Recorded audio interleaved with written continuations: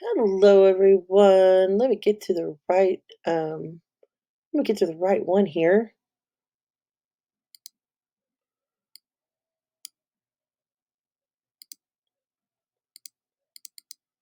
There we go.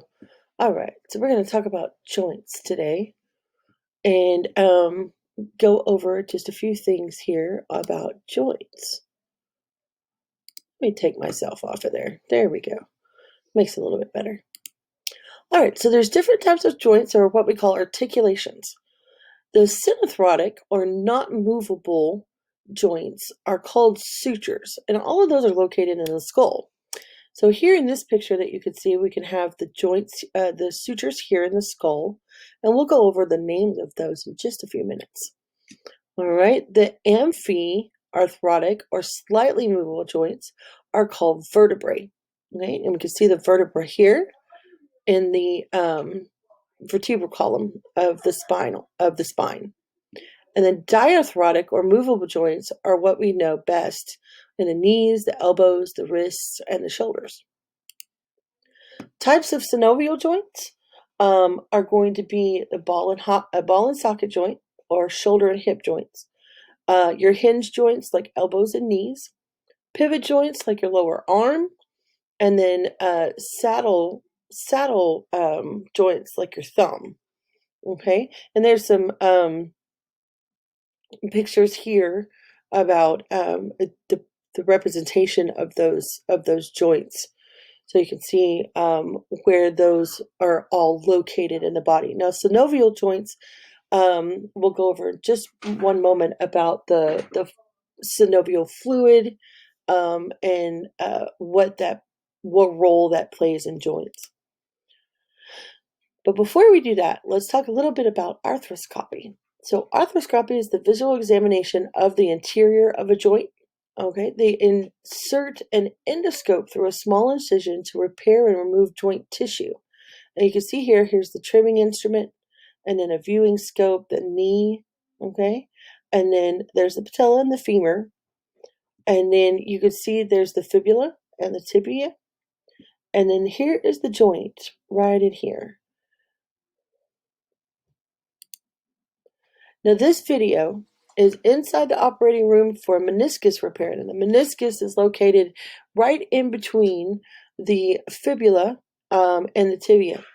And that is what kind of cushions, and they'll go over that.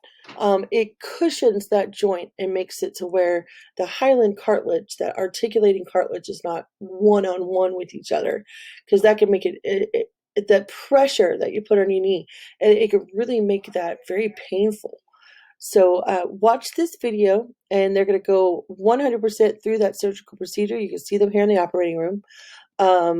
It shouldn't be it's not too dramatic, but he does go over a lot of things and how he's helping to repair the joint of the knee joint of this patient.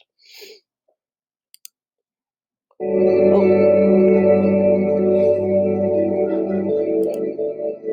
I'm going to go ahead and move forward here. Okay, so talking about the bones of the skull. All right, so here we've got the frontal bone and then the coronal suture. So remember the coronal plane. Now this works in the same way. The coronal plane is like you're wearing a crown, and it's going to divide the body into front and back halves. So along those same lines, that coronal suture going from right around the frontal bone, and it's going to create similar to a crown, just as if you're wearing a headband. So that is why this suture right here is called the coronal suture. All right, and then number 3 is the temporal bone.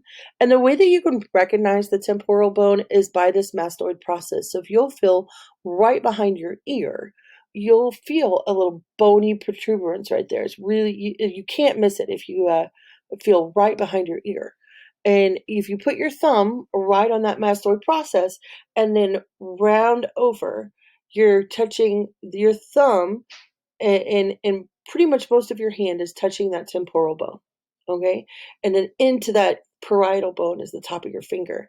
And the parietal bone is right here, it's number 2. So that's the biggest bones in your skull. And then you're going to have one on either side. All right. And then number 4 here is the occipital bone. And you can also find the occipital bone by the notch. If you go into the back of your head, the very, very back of your head, kind of where your neck comes up into your skull, there's a bony protuberance, and that's called the occipital notch, and it's right here. That's the occipital notch. Everybody has one. And then number 5 is your sphenoid bone.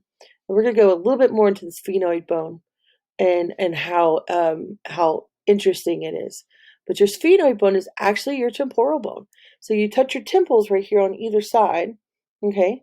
And if you feel around your eyes, just behind there, that's going to be the sphenoid bone, okay? Because this is the orbit just right around your eyes. That's part of the zygomatic bone, and that's number 9 right here. So this is the zygomatic bone. And then number 6 is the ethmoid bone, and that's inside of your nose. Very, very inside of your nose, kind of behind your eyeball. All right. And then the other one is going to be the mandible, which is right here. That's the lower jawbone. And then the maxilla is the upper jawbone. It's just below your nose. That's your teeth are connected to, your upper teeth. All right. So about the sphenoid bone is named for its butterfly shape. Um, and you can see here that it looks very much like a butterfly. So what you need to see there is here's the greater wing of the sphenoid, like behind the eyeball, behind the orbit. All right, to make that back part of it. All right. And then we really don't need to know really too much about that, but it kind of helps form the nose and the back of the eye sockets. The one that you really need to know is going to be this one right here, though, to be able to recognize it on the skull. Now the vomer bone, we're really not going to go over the vomer bone. You really don't need to know it, but it creates the upper palate, and it's right in the middle of your nose, and it helps to provide support to the nose. And it's the one that's right in the middle. If you touch the inner sides on either side of your nares, the nostrils, if you touch either side, that is the cartilage. You can kind of move that back and forth. But the vomer is right behind that, just so that you know where that is. All right, so more about the sutures here. All right, so here's the coronal suture that we talked about before. All right, the squamous suture is going to come right along the side here. All right, that's going to be the squamosal or the squamous suture. All right, the lambdoidal is going to be between the occipital and parietal bones. So the occipital is right here, and the parietal bones right here. And there's the lambdoidal suture, lambdoidal. I always call it lambdoidal. But the lambdoidal suture is right here. And then the sagittal, you can see here, you can't really see it here, but you can see it on the next one, is going to be between the two parietal bones. So you have this parietal bone on one side, and then you have a parietal bone on the other one. And then what was the sagittal plane? It cuts you into equal right and left half, so it follows that right down the center of the skull. And let's look at another picture here. So here is the sagittal suture right there. You can see it here. Now, what this graphic is representing here is the suture, okay, definition is it refers to any connection between large bones. But in fetal skulls, these are called fontanelles. And fontanelles are soft spots. If you've ever heard of babies having soft spots in their skull, they do. So they have several different fontanelles. They have the posterior here and anterior, and there's the coronal sutures as well. And then these actually fuse together a little bit more than that. All right, with the between the and turn into more of a lambdoidal or frontal coronal suture. All right, all right. And then here's the sagittal suture here. You got the anterior fontanelle. So why do you think that babies need to have bones in their skull that are kind of flexible? if you said for childbirth, you were correct. Babies' skulls have got to be able to kind of squish just a little bit to get out of the birth canal whenever they're born. So that's the reason why their skulls are very fragile. Their heads are very fragile whenever they're first born until these all ossify and fuse together. All right, here's another baby skull on the side. So here's the parietal bone, big parietal bone. So here's your posterior fontanelle, the occipital bone, the mastoid fontanelle. Here's your temporal bone, the sphenoid bone, and thus named the sphenoid fontanelle. Anterior fontanelle, frontal bone, okay, little mandible.